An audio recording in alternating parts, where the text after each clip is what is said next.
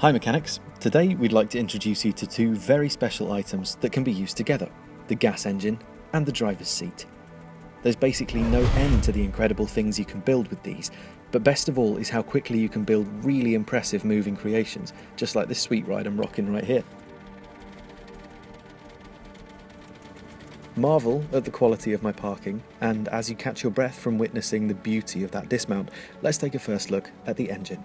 Now, in order for the engine to successfully connect to the bearings, it needs to be attached to whatever construction you're working on, so let's hook it all up like so.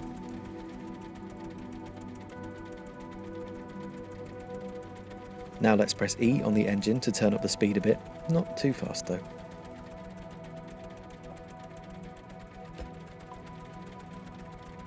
Now, to give you an idea of how it all looks when it's all done and ready to run, we'll just add a few blocks here and there to the bearings that I've already attached to the wheels. Then we'll connect the engine to the bearings using the fiendishly easy to use connect tool and watch the whole thing fly. Let me demonstrate.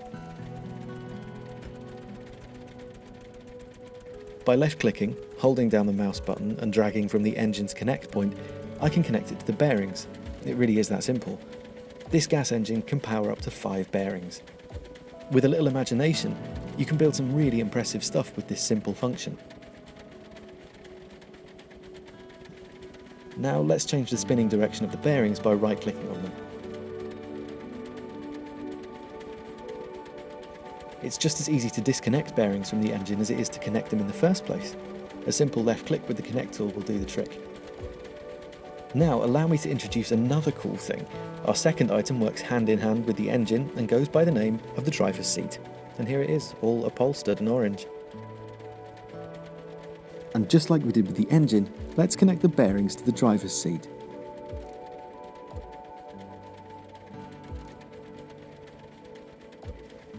It's going to be pretty nice to take a seat at this point, so we're just going to hit E on the driver's seat to sit down.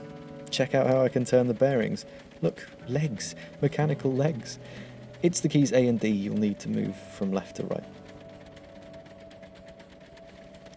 Let's change the direction on the bearings. You know, you could keep building on top of this and it always turns into something interesting. Now that we've gone over the basics, why don't we build a simple car? Exploring the world on foot is great, but sometimes you'll want to travel faster. Sometimes you'll need to travel faster. Let's build it nice and wide so that it doesn't flip over too easily. Now, if you have a sharp memory, or a memory, you'll remember all of this stuff you can see here from another video of ours featuring the lift. Let's just speed through this a little bit. Interior design. Now, let's grab the connect tool and hook everything up, starting by connecting the driver's seat to the engine. Turn on the engine, or you'll be going nowhere. Now let's connect the gas engine to the wheels, since, you know, we want the gas engine to power the wheels. These little blue icons represent bearings you can connect to on the other side of what you're doing, meaning that you don't have to take the long and tiring walk around what you're building to see that it gets hooked up. We want the driver's seat to turn the wheels, so we'll connect it to these bearings here. Make sure everything rotates the right way and we should be ready to go. Best thing is, there's nothing to stop me building on top of this and adding more stuff. More plants, maybe.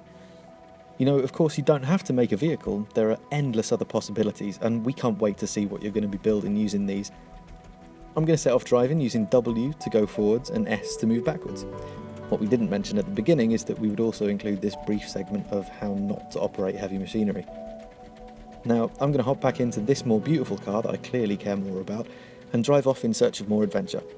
While I do that, you stay right here and watch as we show you a bunch of cool stuff we've put together using the tools we've seen in today's video. Don't forget to follow us on Facebook and Twitter, where we post news from Scrap Mechanic every week. Thanks for watching.